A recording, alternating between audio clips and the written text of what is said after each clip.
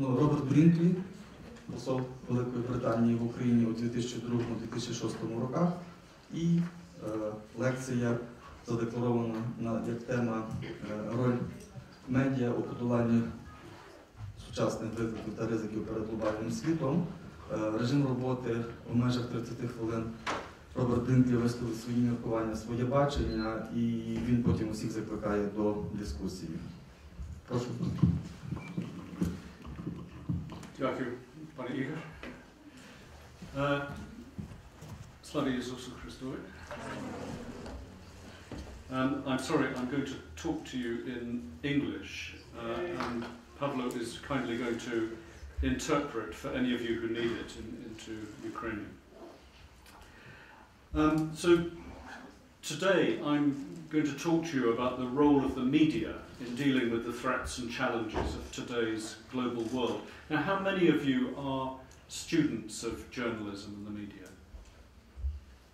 Right, so most of you, not all. And does that mean that you are journalists or want to be journalists? You have to be. Good, good. Well, this afternoon I'm going to talk about the nature and the roles of the mass media in today's world of instant global communication, as I perceive it. The relationship between media and governments. As you may know, I worked in the diplomatic service for 34 years as a government representative, so it will be my view as seen as a former diplomat. And I'll talk a bit about the role of the media both in free and unfree societies. Then I'll talk a little about the qualities and virtues which make a good journalist, which I think may be of interest to you here because you're studying journalism in the Ukrainian Catholic University, so you're not just studying in any university. And I'll tell you a couple of stories, some of my experiences as a diplomat of dealing with the media. So to start off, how I view the media in today's global world. As you all know, we live in the internet world where communication is virtually instant from anywhere in the world. Even if, as a journalist, you find yourself in the middle of a desert or up a mountain or on the seas, you can still communicate instantly. And that is an enormous change. And so it has become a world of constant news. 24 hours a day, you can get a huge number of news channels, and that creates a huge appetite for news stories. But the news agenda is skewed to the local interests of the consumers. So, for example, take the United States media, which is very powerful. The United States is rich and powerful. I remember one day when the Western media, which gets a lot of its news from the United States, was very focused on flooding in the United States. And that flooding, the floods, had caused the deaths. I think it was of 3 people. And yet, at the same time, in India, there were floods in which 3,000 people lost their lives. And that was, almost ignored. The big story was the floods in the United States. The little story was floods in India. But if you thought about it in absolute terms of proportions, perhaps that was out of proportion. Secondly, the question of technology. All of this is enabled by new technology. To my mind, technology is neither good nor bad. It's what we make of it. It's a set of tools. I have a friend in Britain who is a priest, and recently the Catholic Church has revised the translation into English of the Mass and ordered that all priests must use the new translation at Mass. So he decided, because he's quite technologically savvy, he's familiar with technology, that he would have the new translation on his iPad and he would have that on the altar to say Mass. Fine, good use of new technology. But we read at about the same time that a bishop in New Zealand had said that computers have no place at all in church. So there's a very different view. Not my view. I think technology is neutral. The internet is like a vast and ever-growing library of information from a multitude of sources which you can access anywhere where you've got your computer. And similarly, anyone nowadays can blog and become a journalist. But it doesn't mean they'll be a good journalist. Can we trust information from an unknown source? Somebody's blogging. How do we know if this is true or not? Where did they find their information? How did they check it? How did they assess it? For me, coming from the government and diplomatic world, I can see a parallel, an analogy here with the use of secret information in government. Now, there are some people who work in government who get very excited about secret information. Here's a secret report that they can read, so they assume that if it's secret, it must be true. But of course, that doesn't follow. This information, like any other information, needs to be assessed and checked. Now, what you do as journalists isn't secret information, you're writing for publication, but the principle is the same, that information needs to be checked and assessed. I have to say that part of the reason why the British government joined the United States in invading Iraq in 2003 was secret reporting about weapons of mass destruction, which was shown later to be poorly sourced and wrong. So that's just a lesson. In that case, it was a big lesson because it resulted in us going to war, about how you have to be very careful about the information you use and where you get your information. Now, there are roles for the media at the international level. Think about BBC, CNN, Reuters. At the national level, television, radio, newspapers, and locally. And the general trend is for more use of online channels, less of printed newspapers. All the surveys show that people now prefer to get their news, or shall I say more people prefer to get their news online, fewer people prefer to read newspapers. But you know, this is a gradual change. There are still some things you can do with a newspaper, like read it in your bath, which is not so easy with the computer. Because the internet is global, it is less easily controlled by national governments than television, radio, or newspapers. But authoritarian governments still try to control the media.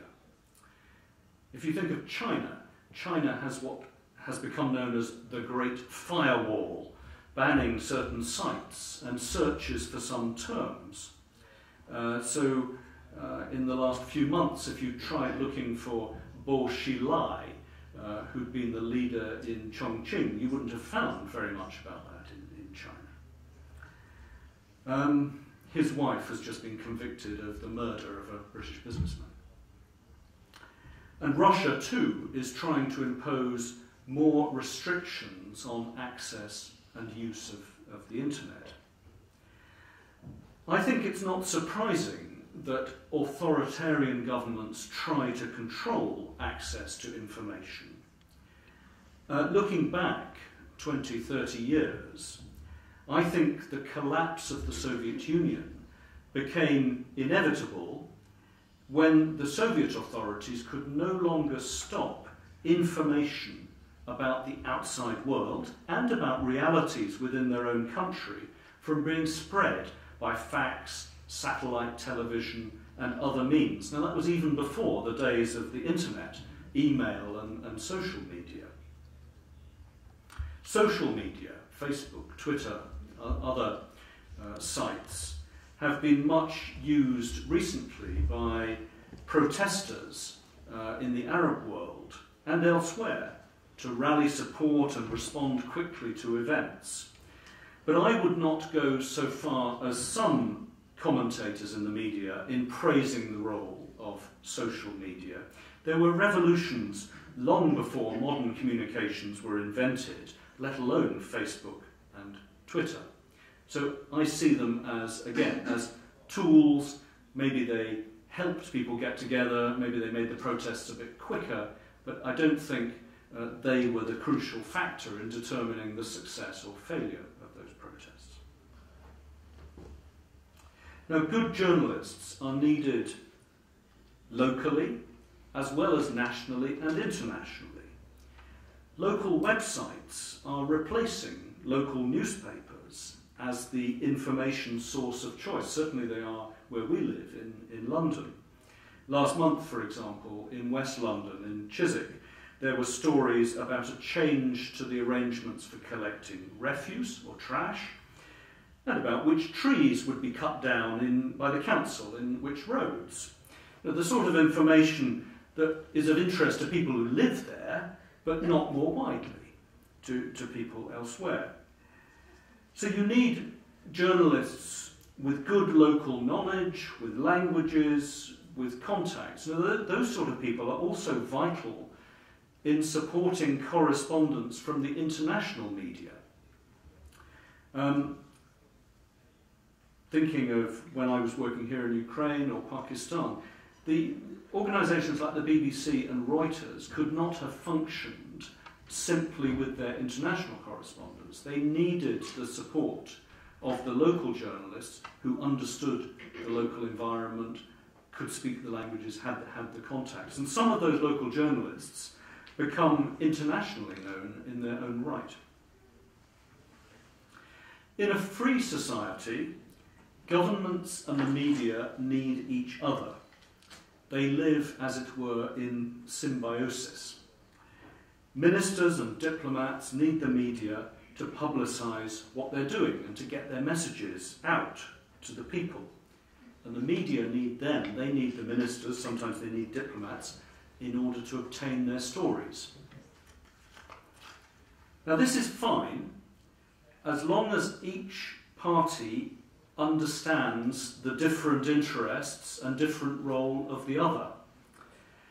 Governments need to protect various forms of information. For example, to protect the country, to prevent crime, to keep safe information given to governments by citizens and businesses. While the media will want to publish as much as possible. They'll always be looking for a story and something to publish. I think the case of WikiLeaks is relevant here. You all know about WikiLeaks? Yeah. The leak of thousands of US military and diplomatic communications was made possible by poor security within the US government, which allowed sensitive information to be distributed to hundreds of thousands of recipients inside the government. Did they all need to know all this information? No, I'm sure they didn't. Some of the mainstream media, like The Guardian in the UK, I think it was the New York Times in the US and others, published extracts from these leaked cables. They tried to edit the reports to protect sources who might be at risk. But how could they judge this when they did not know much about who the sources were? The leaks certainly caused embarrassment to the US government over comments by their diplomats about other countries and governments, but that was temporary. I think, for me, the lasting impression was of the high quality of US diplomatic reporting, which they showed. In a free society, the media, like Parliament and the courts, provide a check on power, and they help hold the government to account. But the media themselves should not be unaccountable. To my mind, all institutions, all aspects in a free society should be accountable to somebody or some institutions. There is a tension between freedom of expression and privacy. The public interest, which is often invoked by the media as the justification for publishing details of the lives of public figures or celebrities, they say it's in the public interest to know this or that or the other, is not the same thing as what interests the public. The public may be very interested in some sex scandal or whatever it is, but is it really in the public interest to know that? Now, in Britain at the moment, there is a very major inquiry taking place. It's being headed by a judge, Judge Leveson, and this inquiry has already been going on for months. It will take a year or so, to investigate the practices by some of the British media of hacking into voicemails and email accounts and of illegal payments to police and other officials in order to get information. These practices have shocked many people in Britain and are likely to lead to a tightening of regulation of media behaviour. We don't know yet what Leveson will recommend and his investigation, but the way it is going looks as though there will be some tightening up, that the newspapers will no longer be able to rely solely on voluntary self-regulation. So, there is that tension between free expression and privacy. I think there's also a need for the media to show restraint in cases where full and open reporting could put people at risk. One thinks of kidnap cases. Sometimes publishing the details can make it more likely that someone is killed or hurt. Or in cases which could shock an audience, showing graphic pictures of dead bodies or people who've been injured. Is it necessary? Does it help? Or where they unduly invade privacy. You may remember in 1997, Princess Diana died in a car crash in a road tunnel in Paris. Her driver was going fast in order to get away from the paparazzi, the press photographers, who were hounding her and chasing her. If they hadn't been hounding her, would she have died? I'll move on to the question, what makes a good journalist? I think a good journalist needs to be honest, courageous, and compassionate. Honesty is crucial if people are to trust the media. I talked earlier about how can you trust the information you're getting or you're hearing. Journalists must check their facts, ensure their sources are authoritative, be objective and cross-check with other sources, and not be in such a hurry to publish that accuracy is sacrificed. When Mary and I lived in Pakistan, we would watch the local television channels. That was the way of getting the fastest news about bombings and terrorist attacks, which unfortunately came at a rate of more than one a week. But the channels were in such a rush to get the news out that their news was often unconfirmed or even wrong. I remember on one occasion there was a restaurant in Islamabad which was bombed. Somebody threw a bomb over the wall. They reported that a woman at the American embassy had been killed. This caused her colleagues and her friends much distress and anxiety. It was not true. She was not even at the scene. On another occasion, there were two loud booms in Rawalpindi, which is close to Islamabad. They're twin towns. Television channels almost immediately reported there had been bombings near the army headquarters, which was in Rawalpindi. Many of us, including in embassies, believed them until it emerged some hours later that the noises were caused by aircraft. They were sonic booms. There had been no bombs that day. Some journalists may need to be courageous, especially when investigating what powerful people or governments do not want to be revealed. I think in Ukraine you know all about this after the deaths of Georgi Gongadze and other journalists. The media also need to show compassion, among other things, to take care of their sources. Only days ago, a 14-year-old girl was shot by the Taliban, shot in the head, in Swat, in the north of Pakistan. 3 years ago, at the age of 11, she had blogged about the Taliban taking over Swat, her area, when they were blowing up girls' schools. And her blog was carried under a pseudonym, a false name, on the BBC News website. Later, her real name became known. She received death threats, and she's now seriously wounded in hospital. Journalists can find themselves in different roles which demand different qualities.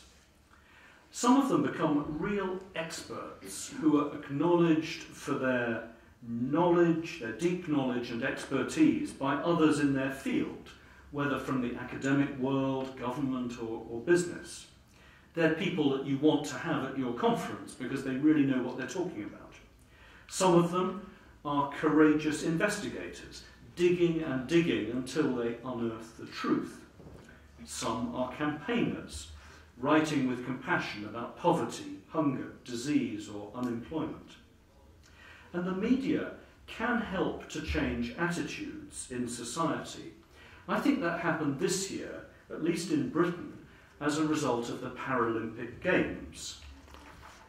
The disabled athletes got very similar television coverage to the Olympic athletes.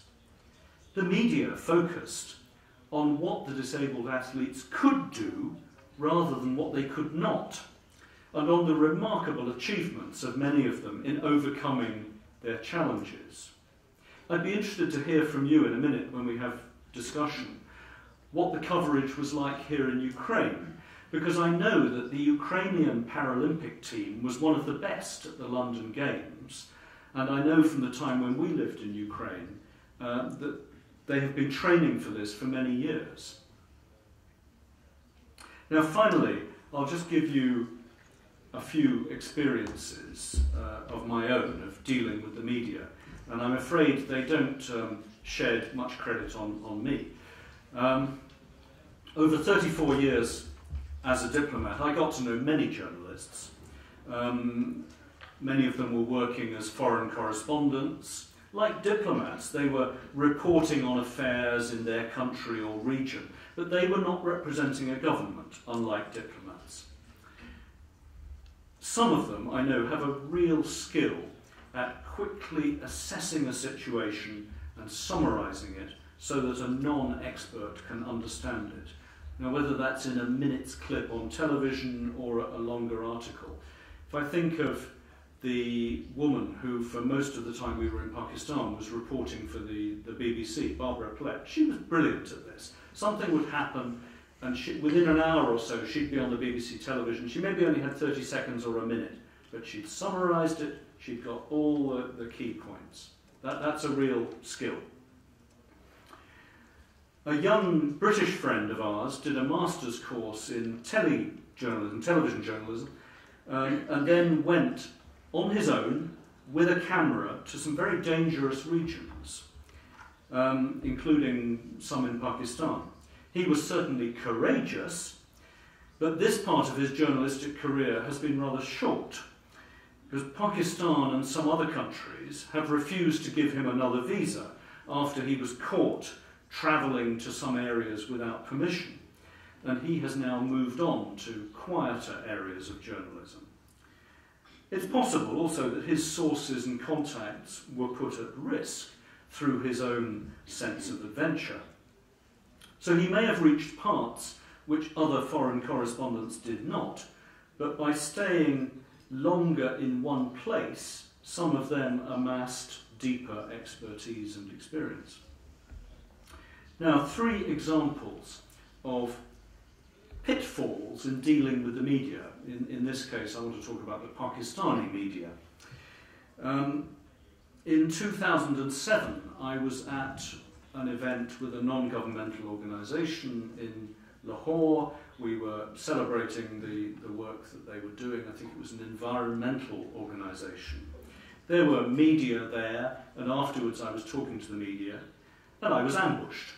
The media wanted to know my view on whether President Musharraf should give up his military position, known in Pakistan as taking off his uniform, before the next election, which was due at the end of the year. I said he should give up his military position, and this was, I knew, was in line with the British policy. It had also been agreed in the Commonwealth, so it wasn't a new thing. But the next day this was reported on the front pages as British High Commissioner calls for Musharraf to take off his uniform. Of course, Musharraf and his government were not pleased.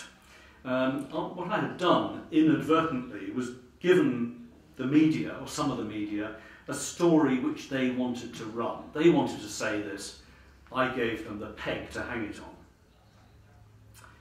A second example, in questions and answers after a meeting with the Youth Parliament in Pakistan, I was asked whether I thought the judges who'd been dismissed by Musharraf would be reinstated. I gave them my honest view. I thought, no, they wouldn't. Musharraf wasn't going to bring them back. Again, the media were present. It wasn't what the liberal Pakistani press wanted to hear. So they reported that the British High Commissioner did not see the judges being reinstated. Now, that was subtly changing what I'd said. I'd said I didn't expect them to be reinstated. This was reported that I didn't think they should be reinstated. Not quite. At this time, I'd upset the opposition, and I was wrongly accused of not supporting human rights and democracy. So I should have spoken more carefully, more cautiously. And in 2009, in my office, I gave a background briefing for some senior journalists, senior Pakistani journalists, on quite another subject, and we were talking, and I said I thought this was quite common ground, uncontroversial, that I thought Osama bin Laden and the leadership of Al-Qaeda were hiding somewhere in Pakistan. It was a background briefing, off the record. Next day, it was reported. British High Commissioner says Osama bin Laden is hiding in Pakistan. And there were furious denials from the Foreign Ministry spokesman. Then even the Prime Minister said, no, British High Commissioner's wrong, he's not hiding in Pakistan. Funnily enough, strangely enough, 2 years later, in 2011, Osama bin Laden was indeed located and killed in Abbottabad, a town north of Islamabad, which is where the Pakistan Army has its academy, which is often visited by foreign defence attaches. So he had been hiding in full view, as they say. The problem here was the desperation of the government of Pakistan not to accept or admit to an inconvenient truth. They felt they had to deny it. It couldn't possibly be true. So, in my experience, to deal successfully with the media, it is a good idea for an embassy or a business or a government or any other organisation to have a press department and a spokesperson, because they provide a point of contact for the media and they help to avoid confusion from uncoordinated messages. If a journalist is going and talking to different people in an embassy, and one says one thing and one says another thing, you just get confusion. That doesn't help the media, nor does it help the embassy. Other good practice for anyone dealing with the media, this is all pretty obvious, but it's preparing carefully and thoroughly, understanding what type of interview you're taking part in, using written statements if there's any danger of misunderstanding, to ensure that messages are correctly understood, insisting on background, off-the-record briefings for journalists who you can trust when it's possible to speak more frankly.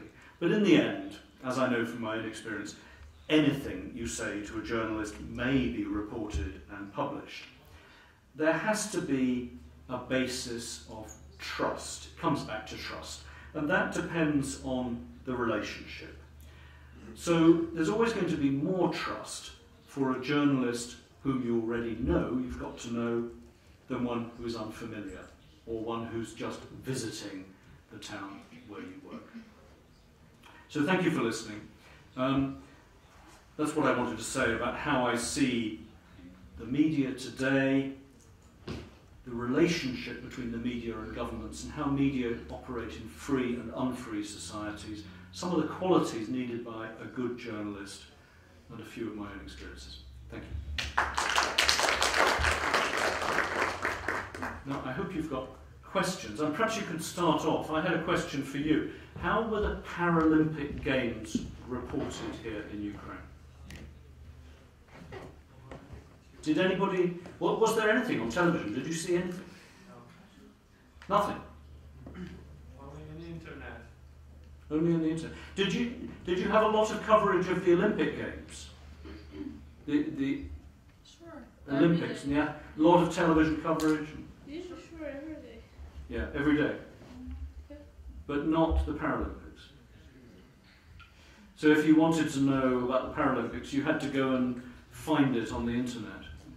The Olympic Games were more advertised on TV, and the Paralympic Games were more discussed in social networks. In the social networks and in Facebook. So, well, you can draw your own conclusions, I think, about the different reporting of those events and what that tells you about attitudes. Questions, please. Mr. Brinkley, you have mentioned some negative examples of your experience dealing with media. So I'm interested, can you please provide us with some positive examples? Thanks. Yes, perhaps I should have said that what I was doing was speaking to you about exceptions. I was giving you some examples from my own experience when things went wrong, and some of the reasons for that, usually my fault. But most of the time, what I was doing when I was an ambassador or high commissioner was dealing with the media, because that was part of my job. So, very often, every week, sometimes every day, I would be giving interviews or going to TV studios or doing background briefings or issuing statements or whatever. And most of the time that worked. We didn't always get as much coverage as we hoped, because sometimes the news media had different agendas, but usually we managed to get coverage for what we wanted. I certainly found it was important, this was more true in Pakistan, to issue statements in writing to make sure that what our messages were understood and were getting over clearly. What I did in Ukraine, I used to go and give television interviews, and this is going back 6 years and more, when I was more fluent and current in both Ukrainian and Russian, so I'd go and speak in those languages, and I would give an interview for Piatый Kanal or something, and think I was doing an interview in Ukrainian, and then I'd watch it afterwards, and I'd find it was Russian and Ukrainian all mixed up in sushi. But many positive experiences, and as I say, getting to know journalists was important, and building up that relationship of trust, so you know who you're dealing with.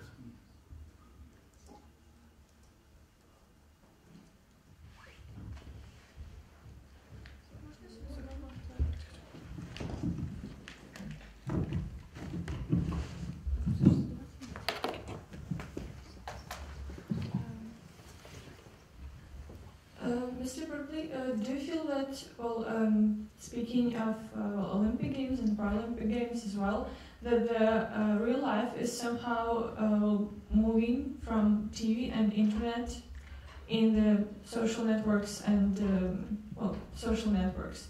I mean that people tend to speak more openly and to speak truth more in the social networks than on the media.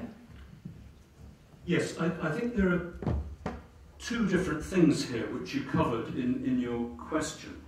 One is the trends, the developments in how people are getting their information. Traditionally, if you looked at the sources of information, I think you find most people would get their information from television, followed by radio and newspapers. And that has gradually been changing as more people have got access to the internet and can find their own news online. And in a country like Ukraine, the government or the big businesses have been keen to have control of the main television channels because they knew that most people got their news from there. So they wanted to know what was being said to people, what information they were getting. And governments have not had so much control over what is said on the internet, partly because there are so many different sources of information, so many websites, many of them indeed coming from outside the country, which is why it's probably easier to find honest, truthful reporting in that way. This depends on which society you're in, which country you're in. But I go back to what I said at the beginning. It doesn't mean you can automatically believe what you read online. You always have to ask, well, who has published this? Who has put it there? Is this a source I can trust? Have they checked the information? So, yes. У мене питання. Ви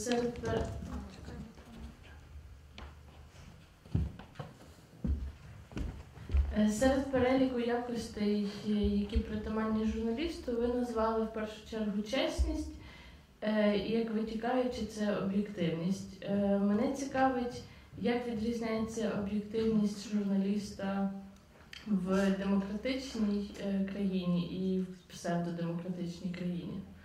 Тобто, наскільки має місце власна думка журналіста і, можливо, якась маніпуляція, наштовхування журналістами соціуму, в різних типах країн.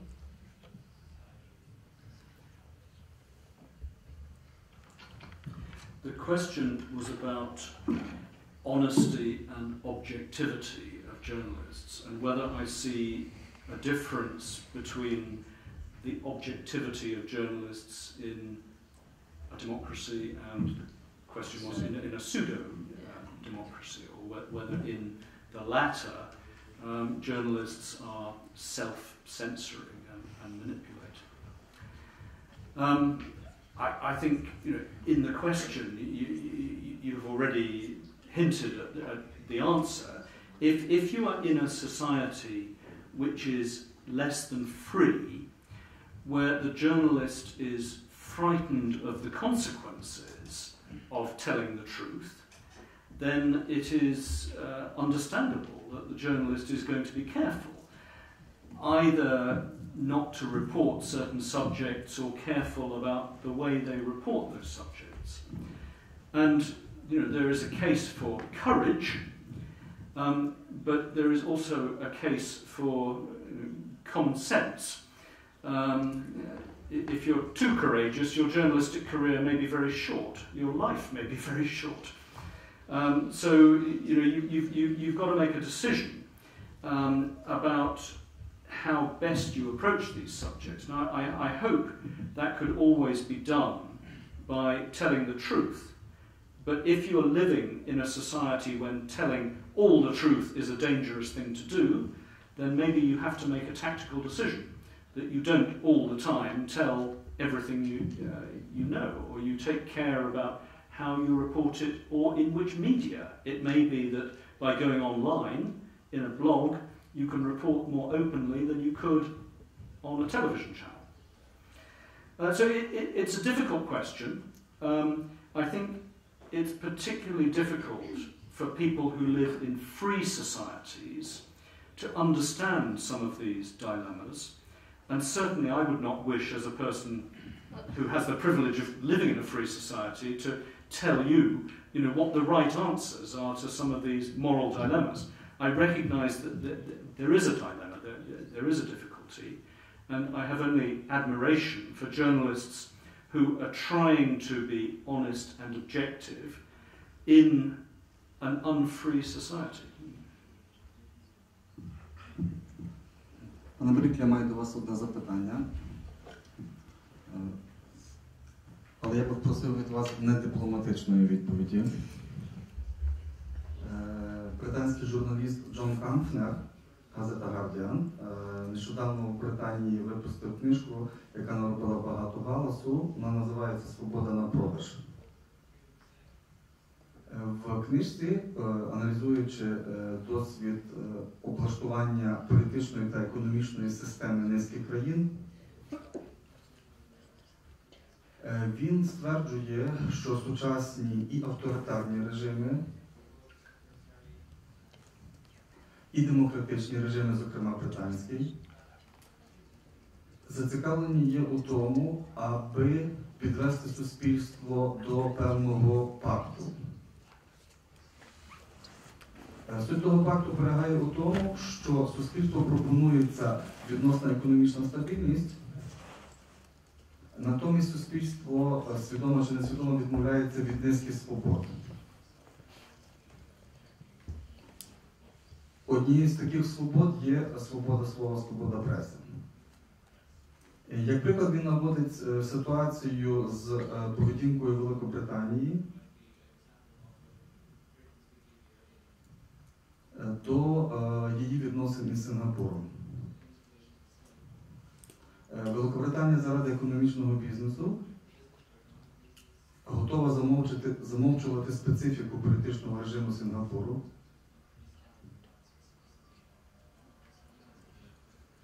Зокрема, щодо таких засадничих речей для демократичного суспільства, як права людини та свобода преси. Водночас, я фактично переповідаю Камфнера, Великобританія, Сполучені Штати Америки дуже пильнують цю справу, скажімо, в таких країнах, як Україна. Проводячи паралелі з тим, що, можливо, тут Великобританія чи США не мають настільки великих бізнесових інтересів, як в Сингапурі.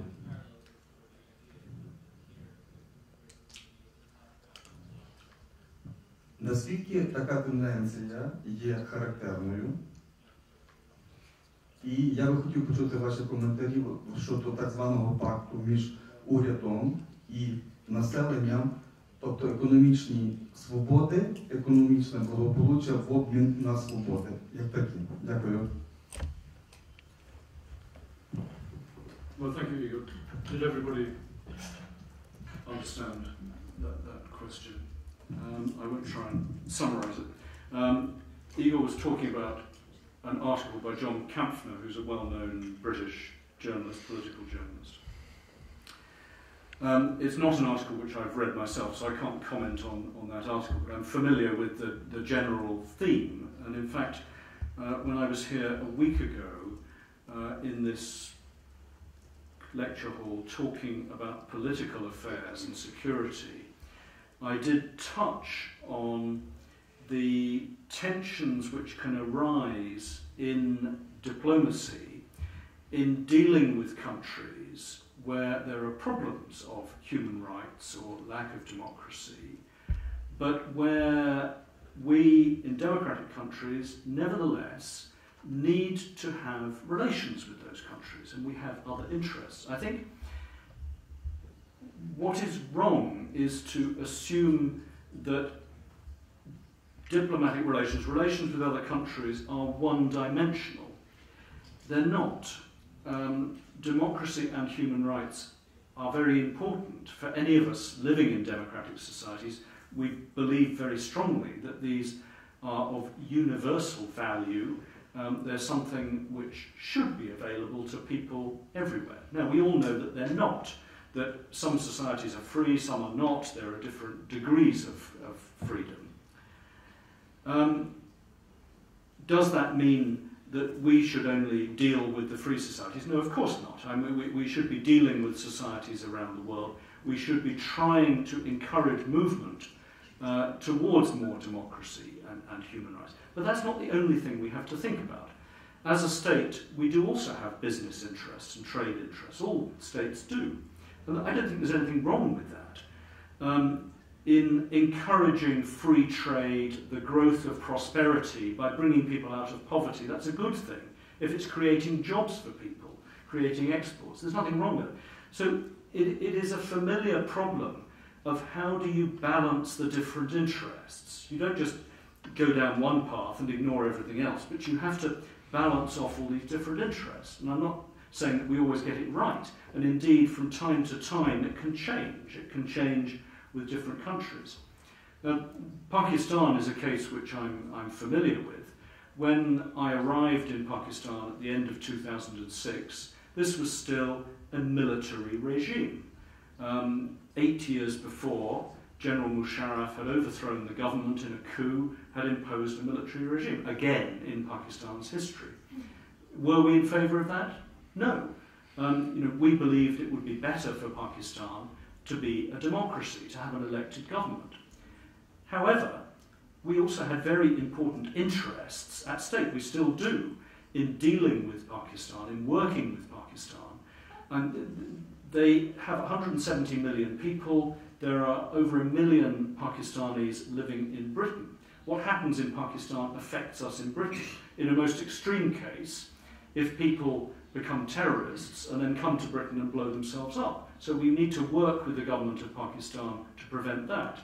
They are also next door to Afghanistan. 70% of supplies for our forces and other forces in Afghanistan go through Pakistan, so we need to work with them. So we needed to find a way of working with the government of Pakistan, even though it was not a democracy. And there were some problems over human rights. I'm glad to say that while I was there, the military regime came to an end. The people of Pakistan elected a civilian government, and we could only be happy that they'd done so. I'd be even happier if the government they elected had been, really good, competent, efficient, and clean. It's not. But then, you try and work with what you've got and encourage them to get better.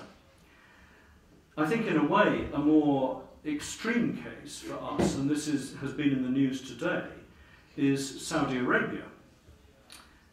Saudi Arabia is one of the world's richest countries, one of the major sources of oil. It has been a major source of business for British companies, and yet it is one of the countries which is most unfree.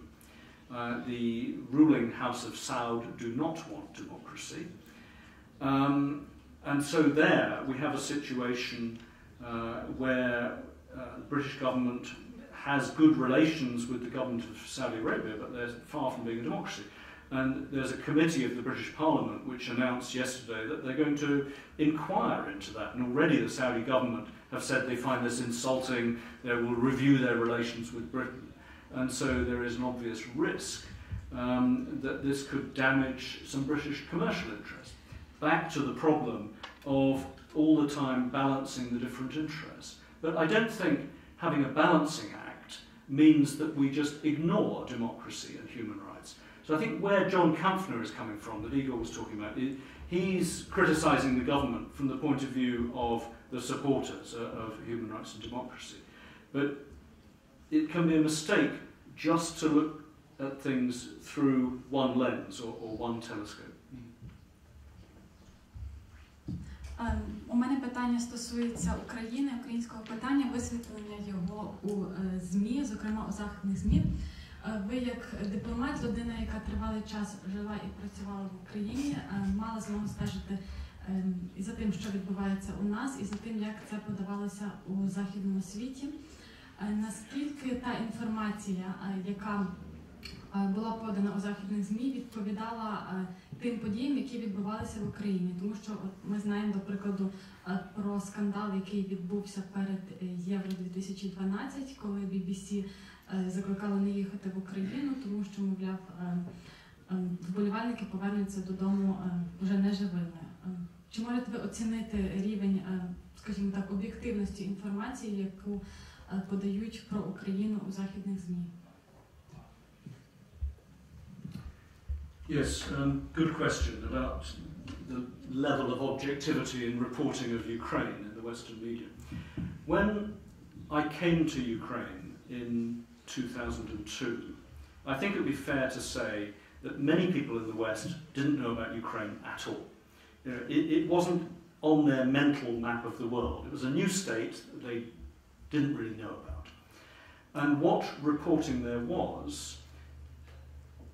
came mostly through Moscow correspondents of Western television or newspapers who were based in Moscow. Western media, like others, generally aren't rich enough to have correspondents in every capital around the world. So for this region, they said, right, we'll have our correspondent in Moscow. And then what you got when they were looking at Ukraine was Ukraine seen through Russian eyes, which of course is not the same as Ukraine seen through Ukrainian eyes. So there was that sort of bias. Later, we had the Orange Revolution in Ukraine while we were living here, and then suddenly Ukraine became much more of a focus of world attention. I remember, this was the big story. This was the top story in the Western and international media for about 3 weeks, with people on Independence Square, the protests, what would happen, would the election be upheld or would it not, and so on. And this was a huge story, and as a result of that, many people in the West and in the Western media found out more about Ukraine and started to understand more about Ukraine, and indeed to give a much more positive story about what was happening. After that, the attention moved away. I can remember, in fact, vividly, on the 26th of December 2004, this was just at the end of the protests, all of a sudden, on BBC World News, Ukraine was not the top story, and the reason was there'd been a tsunami in Thailand and Eastern Asia in which many people lost their lives. So suddenly, that was the big story. The media focus shifted away. And then there was a period after that, first of all, when things seemed to be going well in Ukraine, and then when things seemed to be going badly. But the media spotlight moved away. So you have a situation now when, certainly looking at it from Britain, there isn't very much news about Ukraine, and what there is tends to be negative. And the reason for that is that the media have an image of Ukraine. They have a stereotype about most countries. And this is what we do as people. We form a view of what we think of a certain country. And then if you've only got a little bit of space in your newspaper or on your television, you just report on the surface. And it tends to fit the stereotype or the image. And the image can often carry on even after events on the ground have changed. So what you don't get in the Western media is a detailed, rich picture of what's happening. You just get a few headlines on the surface, which unfortunately are very often negative. Euro 2012, you're quite right, there was the documentary on BBC television, and this was some months before Euro 2012. They'd sent a camera team, or 2 camera teams, and they'd found examples at football matches of crowds attacking people of different ethnicity. I think they were Indians or Asians, different coloured people, and chanting slogans, and they used these as examples of racism by football fans, and then they made a whole programme saying, this is what you're going to get if you go to Euro 2012 in Ukraine. There will be racist and violent football fans. Of course, the problem with that was that the documentary was trying to tell a story, just one story, and it was sensationalist. They wanted to sell it just before Euro 2012. The story was, don't go to Ukraine, it will be dangerous, and particularly don't go if you're not white, if you're brown or black. It wasn't fair, and there were people in London from the Ukrainian Institute, which is affiliated to UKUU, and others, who went into the media and said so publicly, that this wasn't a fair picture, it wasn't a fair representation of the whole of Ukraine and attitudes in Ukraine. But of course by then the damage had been done, because I don't know how many million people had seen the documentary on the BBC, but probably very few people read the view of the experts who said that wasn't fair, that wasn't the full picture. So it tells us something about the need for the media to be responsible, and not just giving a story because, you know, this gives you a sensation, this gives you a headline for one day, but asking yourselves, are we really giving a fair picture of this story as a whole? Доброго дня, пане Брінклі. Я маю питання, яке стосується Пакистану. Лише сьогодні в українському медіапросторі з'явилася новина про 11-річну блогерку, яка започаткувала свій блог і вела там інформацію. Мені цікаво саме, що стосується цієї дівчинки, наскільки реально небезпечною була та інформація, яку вона писала у своєму блоці, і чи є загалом запит в Пакистані на свободу слова, якщо в них рупором цієї свободи виступає така маленька дівчинка. Yes, well, this was a question about the girl who blogged about the Taliban in Swat in Pakistan and has recently suffered a very serious injury. A couple of gunmen came up to the minibus in which she was travelling with others. They asked for her by name and then they shot her in the head. I think it illustrates very clearly that for anyone to blog in that way in Pakistan, criticising the Taliban, is dangerous, particularly if the Taliban find out who has done it, what their name is and who they are. And particularly in those areas where the Taliban are strong, which they are in that part of Pakistan. This girl did her blogging 3 years ago when she was 11 years old, and her school and other schools were destroyed by the Taliban, so she couldn't go to school. And she blogged, she gave a diary about her experiences and how she and her friends wanted to go to school, they were being prevented from going to school. And it was relayed, it was broadcast online by the BBC, but under a pseudonym, not under her own name, under a different name. Now somehow, in the past 3 years, her real name has become known. I don't know how, but that's why she has been attacked. I think one positive thing out of that incident is that the government and the army in Pakistan have come out very strongly in her defence and against the Taliban. And they've said that what the Taliban have done is wrong. They have praised what she has done. And they've tried to use it as a way of criticising the extremists. Which is good, because that's what they need to do. And the democratic government, the forces of law and order, need to overcome the forces of extremism. I can think of another example 2 years ago, in fact there were 2 examples, when the governor of Punjab, which is the biggest province in Pakistan, was assassinated by one of his own guards because he had called for the blasphemy laws in Pakistan to be amended.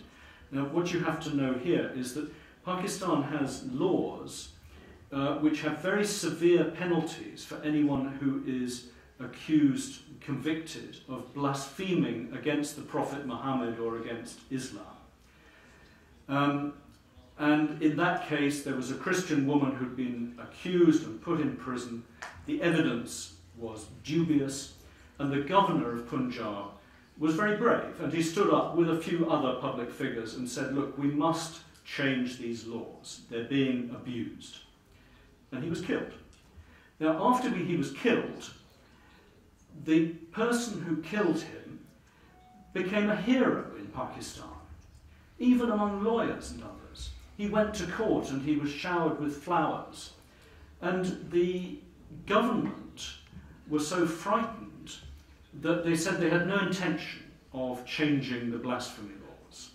So I think that was a very bad reaction at that time by the government. This time round, they have reacted much better and have said that they will stand up to the extremists. They will not allow the extremists to win. 2 years ago, they were so frightened that they wouldn't stand up to the extremists.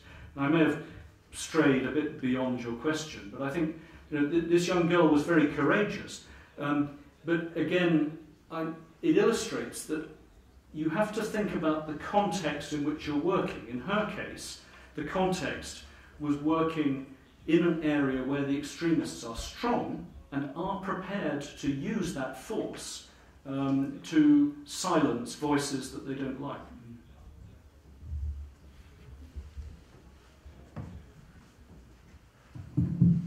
Доброго дня. У мене запитання. Ви торкнулися теми Вікіліксу і Джуліана Асанжу. Мене цікавить, що ви можете сказати, яка ваша думка з теперішньої ситуації, тому що це безпосередньо пов'язано з Англією, Лондоном, де він зараз знаходиться, у еквадорському посольстві. Просто цікаво, як ви бачите майбутній вихід з цієї ситуації. Дякую.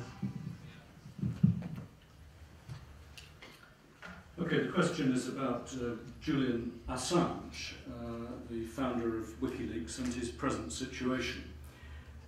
I expect many of you will know that I think it was last year the authorities in Sweden said that they wish to charge Julian Assange with a crime of rape and one of sexual assault, and serious crimes in Sweden, and that they wish to extradite him from Britain so that he could stand trial in court in Sweden.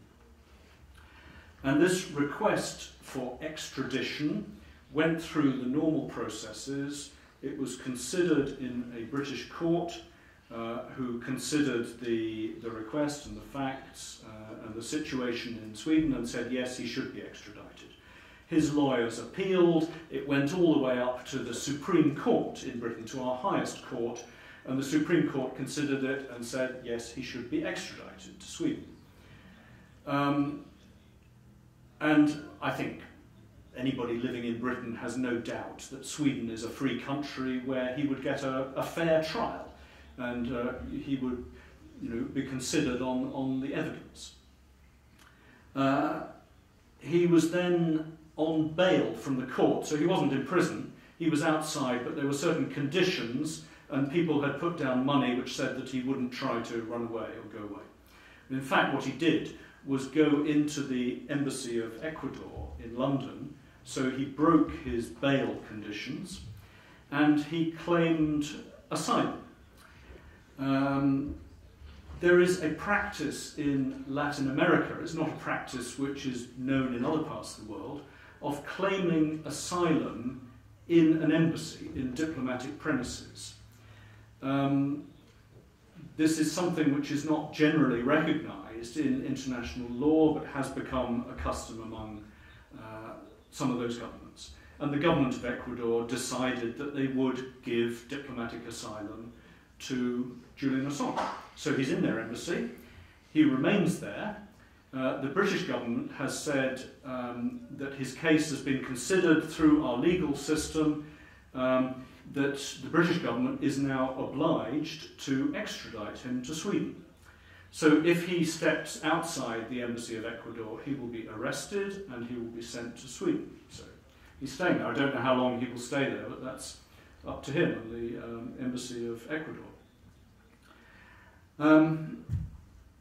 His lawyers have suggested that he is afraid that if he is extradited to Sweden, he will then be extradited further to the United States. And of course it was the United States information that WikiLeaks leaked in large quantities. That's up to the government of Sweden. The United States have not asked to extradite him. I'm sure that if he were in Sweden, again, they would consider it fairly. As far as I know, Sweden doesn't have as close relations with the United States as my country does. So it seems to me that on the face of it, less likely if he were in Sweden that he would be extradited to the United States than in the UK. But that's not the point that's being considered. The point that's under consideration is that there are these charges from Sweden. Our courts have said he should be extradited to stand trial on those charges. He is trying to avoid that. Now, if he thinks he's innocent, if he's got nothing to be afraid of, why does he not go and stand trial? А як в продовження Вікіліксу, пане Брінклі?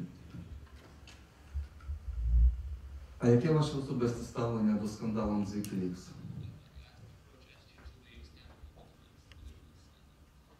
І з діями Асанжа, які оприлюднив цю дипломатичну переписку? Well, this is more on WikiLeaks and my attitude to it. I tried to say a bit about this in my remarks, in my talk. It's difficult for me, as someone who was a government servant for 34 years, a diplomat, even though I've now retired, to come out and tell you that I'm in favour of some unofficial organisation getting hold of government secrets and publicising. I'm not in favour of that. Certainly from my knowledge of working inside a government in a democracy, I know that governments have to protect some types of information. They think carefully about it, they do it for good reasons. They don't do it just for the sake of it. And so I'm not in favour of just blindly publishing anything you can get hold of, or that some junior official has conveniently leaked to you. I think in practice, I said in my talk, I think the United States government were unwise in their policies of distributing so much secret information so widely to hundreds of thousands of people within their own system. And in a way, looked at from the point of view of a government official, that was asking for trouble. If you're trying to protect information, the first principle is need to know. You distribute it to those people who need to know. You don't fire it around to everybody on your list of hundreds of thousands of people. So there was an accident waiting to happen, if you like. How much damage has it really done? The diplomatic cable, it's caused embarrassment. It may mean that some other governments are no longer willing to talk to the United States, to trust them with their private information. It comes back to this issue of trust. If you work as a diplomat, you want people to tell you what they're thinking, what they're going to do. They'll tell you if they think they can trust you, and what they tell you isn't going to appear a little bit later online, in the newspapers, on television. If they think you can't keep that information secure, or you're going to leak it, they won't tell you. So again, it comes back to trust. So I think it's done some damage in that respect, some damage to the United States and their foreign relations. That damage will probably be temporary, because other countries still need to deal with the United States, which remains a very important country in the world system. But as I said in my talk, one thing which I think many people were pleasantly surprised at when they had the opportunity to read some of these private diplomatic cables was that they were actually rather good. The American diplomats who were analysing and reporting the situation in the different countries where they were did a very good job of it. So, you know, that, certainly for someone like me who has worked for many years as a diplomat, my attitude, my opinion of American diplomats only went up as a result of that. Mr. Brinkley, would you please comment on a recent scandal between a German Nobel Prize writer who is Günter Grass, and between the Israel government? Probably you remember that Günter Grass published a poem about the fact that Germany is selling nuclear weapon to Israel. And now Günter Grass is persona non grata. In Israel, he is not allowed to cross the border of the country. So how do you comment on that situation and on that scandal? Well, I don't know really more about that than you've just said on that situation, so I don't think I'm really in a very good position to comment. But I think that's one of these cases where Günter Grass, in considering what to say in public, would need to think about the consequences and what might happen to him. I mean, another example will be Salman Rushdie. Do some of you know about Salman Rushdie, the novelist, who infamously, some years ago, 20 years ago, published a novel called The Satanic Verses, which seriously upset many Muslims, and as a result, the Ayatollahs in Iran issued a fatwa saying that he must be killed. And he then had to live in hiding for many years. Now that was a consequence of what he was writing. And I think there is a contemporary point about this. There was recently a film, an amateur film made in the United States, very critical of Muhammad, the Prophet Muhammad. And it turned out this was made by an Egyptian Coptic Christian. There's a question here about freedom of expression. Should journalists or writers or poets or others be free to say whatever they want, even if it damages the freedom of others? I think my answer is no. I think there have to be some limits on freedom of expression, taking account of the effect on the freedom of others. And it's a bit like having a leakage of petrol on the road and people and vehicles, and somebody lighting a match and throwing the match in the petrol. Now that's an irresponsible thing to do, because you then get a huge fire, a conflagration. And somebody may say, well, I'm free to light a match whenever I want. Well, no, not if you ignore the consequences of what you're doing. And I think that sort of publication, and the recent film about Muhammad, I think is a good example of this, is just irresponsible. Because it was entirely predictable to anyone who knows the Muslim countries, Pakistan or the Middle East, that you would get the sort of reaction you have. Some people have been killed in Pakistan because that film was made. Now, is that responsible? In my view, no. So I think it's a difficult one, because if you are a journalist in the media, your natural wish is to have the maximum possible openness and freedom of expression. And that's understandable. But my position is that there are some limits, and you have to ask yourself if what you are doing is damaging the liberty and the freedom of others. But actually, Günter Grass reveals the truth. That's why he was blamed. And the European society was divided into opposite communities. The one was supporting Günter Grass, another one just blamed him. Yeah. But it was truth about this nuclear weapon. About Israel having nuclear weapons. And yes. But you said the consequence for him was that he could not go to Israel. Yes, so, now he yeah. can. So that was a consequence of his decision to publish that. Thanks. Just to piggyback on that, I wanted to say parenthetically that there's quite a good blog post in the Washington Post right now on this exact topic, taking a different view from yours that you might want to read. But I wanted to ask more about the courage that it takes to practice journalism in Ukraine. I'm quite new here. I'm here teaching journalism at Ivan Franko for the fall semester. I've been here all of about 6 weeks. And in the time that I've been here, that proposed legislation came up about criminalizing defamation, and journalists responded with blank front pages. And I went to an orientation session at the U.S. Embassy in Kyiv, and on that very day, journalists were protesting at Independence Square. And we had a little session with the press officer at the U.S. Embassy, and I asked him this question, which I would also like to ask you, trying to understand, because as I said, I'm new. I said, was it courageous of them to do what they did, to have those blank front pages and to protest. And he said, my question was it dangerous? And he said it was bold, but he wouldn't call it dangerous. And he said, with this election coming up, nobody is going to really go hard after the journalists.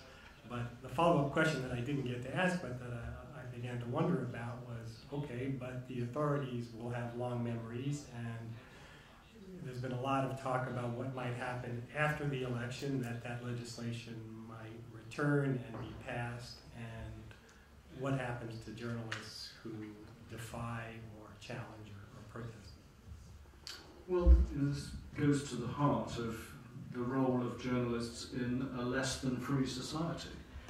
And it does take courage, and they do need to weigh up the risks of what they're doing. I think I'd agree with the person who spoke to you at the US Embassy, who said that publishing blank pages is not the most dangerous thing you can do. It's a way of making a protest, quite an effective way, but it probably isn't endangering anybody. And I suppose it might mean after the election that the editor of that publication is pushed out of their job. It might have that consequence. But there is in Ukraine quite a history of journalists who've lost their lives or suffered. The most obvious case being Georgy Gongadze, but there's on the Khreshchatyk in Kiev, there's quite a moving memorial on the street there to journalists who've lost their lives and suffered in Ukraine. The way forward has to be encouraging greater freedom within the society. During the period of the Orange Revolution, there was real progress there. I think Ukraine still, compared to Russia and some other post-Soviet states, has more media freedom, more plurality of opinions. During the Orange Revolution, I remember there were some channels, not the main ones, not the government-controlled ones, or ones controlled by people close to the government, but there were some which were trying to get out objective news and succeeded in doing so. And there was that very brave woman who was the sign reader for the deaf, for the news, who managed to sign at the beginning of the Orange Revolution. This was on the main state television channel. Don't believe what they're saying, it's all lies. And of course it wasn't immediately noticed because she was doing it in sign language. But that was a brave thing to do and very influential. I think these things take time, and if you have a regime which is not confident and wants to maintain control and clamp down on the media, then things are going to become more difficult for people working in the media and for journalists, and they're going to have to make these judgments about how far can they go in being courageous. And I don't want to try and set down guidelines as to what is the right thing to do in that circumstance. I think these are very difficult decisions.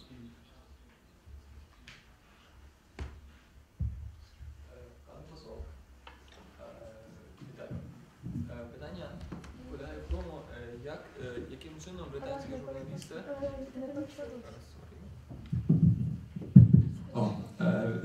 Вітаю, пане посол. Моє питання, як британські журналісти, наприклад, реагують на такі внутрішньобританські проблеми, такі, наприклад, як ойстерська проблема, або в майбутньому як референдум щодо незалежності Шотландії. Тобто вони дотримуються суворої журналістської об'єктивності, чи все-таки існує диктат самоцензури, що це є наша держава і треба якось діяти в межах державного інтересу? Дякую.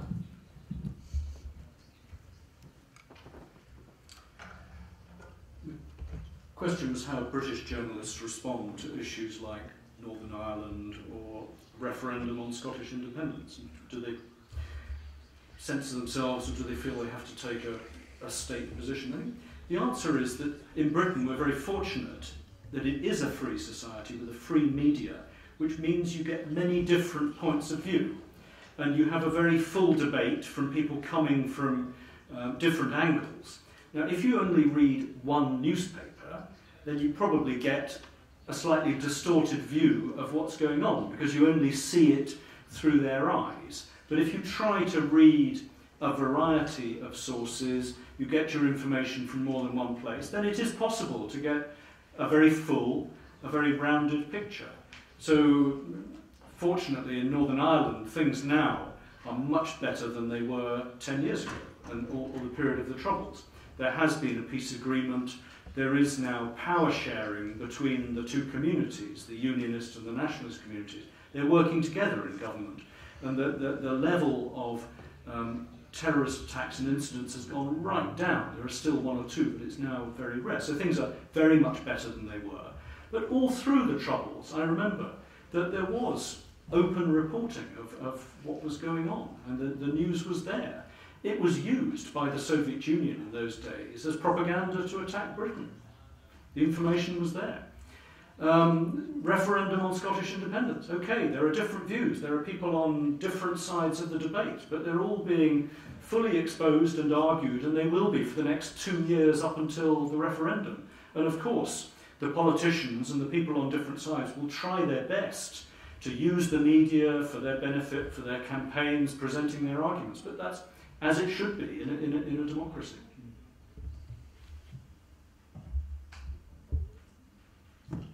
Mr. Brinkley, do you have your own blog?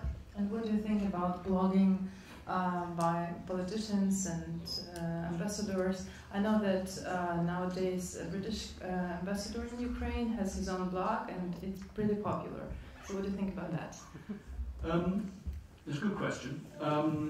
With the new media, this has become popular. It's become fashionable, particularly among politicians, you know, to have their own blog or be on Twitter, have that sort of political presence online. And I remember when I was High Commissioner, it was after my time in Ukraine, but it was in Pakistan, there was sort of encouragement from our ministers that ambassadors should, you know, we were already encouraged to be out in public with the media, but to be blogging and doing more of that. I confess that I didn't have my own blog. I was still a bit old-fashioned in that way. I was also a bit aware, I talked to you earlier in my remarks about the importance within an embassy of having a spokesperson and not getting mixed messages, confusion of messages. I think there's a real danger when you have an official body or a business which is trying to present its policies and messages. If you have too many people blogging, you end up with confusion and mixed messages. So there's that risk. I've no problem with politicians if they want to blog, and indeed, you know, ambassadors who are presenting a message, that's fine. So I know that Lee Turner, who until a few months ago was the British ambassador here, had a blog and had a regular column in the Kiev Post, and that's fine as a way of getting the message out. But I haven't done it myself. Тоді будемо дякувати за цікаву розмову. Дякуємо вам. Сподіваюся, ми ще побачимося. Дякую.